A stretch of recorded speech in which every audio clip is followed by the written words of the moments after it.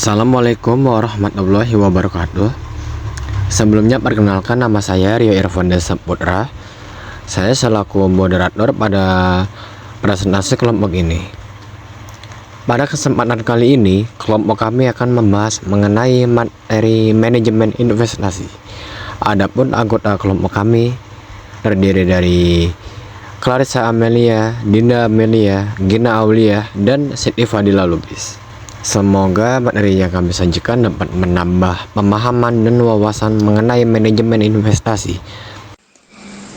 Baik, sebelumnya perkenalkan, nama saya Dinda Amelia selaku pemateri pertama akan membahas mengenai apa itu investasi. Investasi adalah kegiatan menanamkan dana atau modal dengan tujuan untuk memperoleh keuntungan atau return di masa depan. Menurut Otoritas Jasa Keuangan, investasi merupakan penanaman modal dalam jangka waktu tertentu untuk memperoleh keuntungan. Nah, investasi dapat dilakukan oleh individu maupun perusahaan. Contohnya seperti saham, obligasi, deposito, reksadana, properti, dan emas. Nah, selanjutnya adalah tujuan investasi. Tujuan investasi ini dapat berbeda-beda tergantung kebutuhan investor. Di antaranya adalah untuk mempersiapkan dana pensiun, membiayai pendidikan anak, membeli rumah atau aset di masa depan, meningkatkan kesejahteraan hidup, melindungi nilai kekayaan dari investasi, meninggalkan warisan bagi keluarga. Selain itu juga, investasi dapat membantu mendorong pertumbuhan ekonomi seperti membuka lapangan pekerjaan dan meningkatkan teknologi. Kita lanjut pada slide ketiga. Di sini saya akan menjelaskan terkait jenis-jenis investasi. Investasi dapat kita bagi ke dalam beberapa kategori utama. Pertama, kita lihat berdasarkan cara investasinya. Di sini, investasi dibagi menjadi dua jenis. Yang pertama yaitu investasi langsung. Di sini, kita sebagai investor terlibat secara langsung dalam pengelolaan usahanya. Biasanya berupa investasi bisnis atau pada perusahaan tertentu, di mana kita memiliki kendali penuh terhadap manajemen perusahaan tersebut. Contoh nyatanya adalah ketika kita membuka usaha sendiri, membeli sebuah perusahaan, atau memiliki pabrik. Yang kedua yaitu investasi tidak langsung atau portofolio. Kebalikannya, pada jenis ini kita tidak terlibat langsung dalam pengelolaan operasional perusahaan. Investasi dilakukan dengan cara membeli surat-surat berharga. Jadi, biarkan profesional yang bekerja dan kita yang menikmati hasilnya. Contoh yang sangat populer adalah investasi pada saham, obligasi, maupun reksadana. Selanjutnya, mari kita geser fokus kita ke pengelompokan yang kedua, yaitu berdasarkan jangka waktu. Ini sangat penting untuk menyesuaikan dengan financial goals atau tujuan keuangan kita masing-masing. Nah, yang pertama di sini ada investasi jangka pendek. Investasi ini dilakukan dalam kurun waktu yang relatif singkat, biasanya sekitar 1 tahun atau kurang. Keunggulannya adalah resiko yang cenderung lebih rendah, sehingga sangat cocok bagi para investor pemula yang baru ingin memulai. Contoh instrumen ini meliputi deposito bank atau reksadana pasar uang. Yang kedua, investasi jangka panjang. Jika rekan-rekan memiliki target masa depan yang masih lama, misalnya untuk dana pensiun atau pendidikan anak, maka jenis ini adalah pilihannya. Investasi ini dilakukan dalam jangka waktu yang lama. Potensi keuntungannya jelas jauh lebih besar, namun perlu diingat bahwa resikonya juga lebih tinggi. Contoh instrumen yang tepat di sini adalah seperti saham dan obligasi. Selanjutnya, bentuk-bentuk investasi. Bentuk-bentuk investasi terbagi menjadi dua. Yang pertama, physical investment, dan yang kedua, financial investment. Physical investment itu investasi dalam bentuk aset nyata. Contohnya seperti rumah, tanah, apartemen, emas, dan barang berharga. Lalu yang kedua, financial investment itu investasi dalam bentuk produk keuangan. Contohnya seperti saham, reksadana, deposito, mata uang asing, dan kripto. Lalu ada manfaat investasi, diantaranya yang pertama itu meningkatkan nilai aset, memenuhi kebutuhan masa depan, membentuk gaya hidup hemat, menghindari hutang, dan untuk dana darurat. Selain itu ada risiko investasi. Risikonya diantaranya risiko bisnis, risiko volatilitas, risiko inflasi, dan risiko likuiditas. Lalu untuk pentingnya manajemen investasi itu, yang pertama untuk mendapatkan kehidupan yang lebih baik masa depan.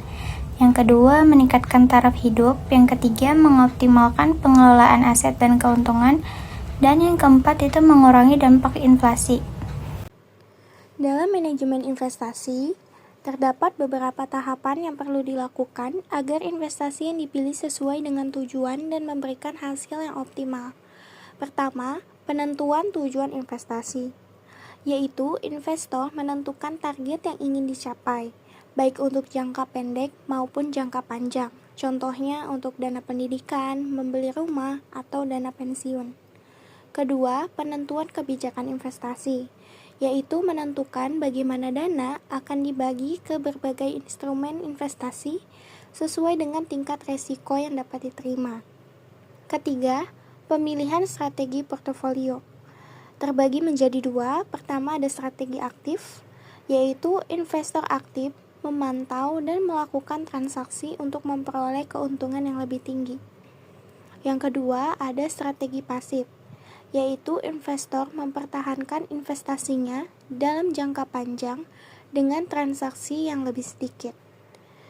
Keempat, ada pemilihan aset, yaitu memilih instrumen investasi seperti saham, obligasi, emas, atau reksadana yang sesuai dengan tujuan investasi.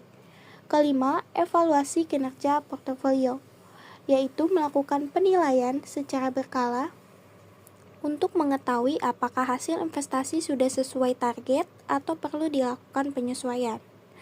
Jadi, proses keputusan investasi membantu investor membuat keputusan yang lebih terencana dan mengurangi resiko kesalahan dalam berinvestasi.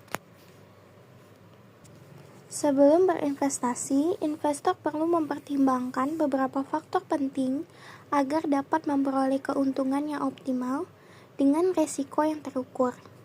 Pertama, ada tingkat resiko dan keuntungan, yaitu semakin tinggi potensi keuntungan yang diharapkan, biasanya semakin tinggi pula resiko yang harus dihadapi investor. Kedua, jangka waktu investasi, yaitu jangka waktu investasi akan mempengaruhi pemilihan instrumen yang paling sesuai dengan kebutuhan investor. Ketiga, karakter investor. Pertama, ada risk taker, yaitu siap menghadapi risiko tinggi demi keuntungan yang lebih besar. Kedua, risk averse, lebih mengutamakan keamanan dana. Ketiga, netral, yaitu menyeimbangkan antara risiko dan keuntungan. Keempat, evaluasi kinerja keuangan. Investor perlu melihat kinerja investasi atau perusahaan di masa lalu sebagai bahan pertimbangan sebelum berinvestasi. Kelima, diversifikasi. Dana investasi dibagi ke beberapa instrumen agar risiko kerugian dapat diminimalkan. Keenam, kondisi ekonomi dan politik.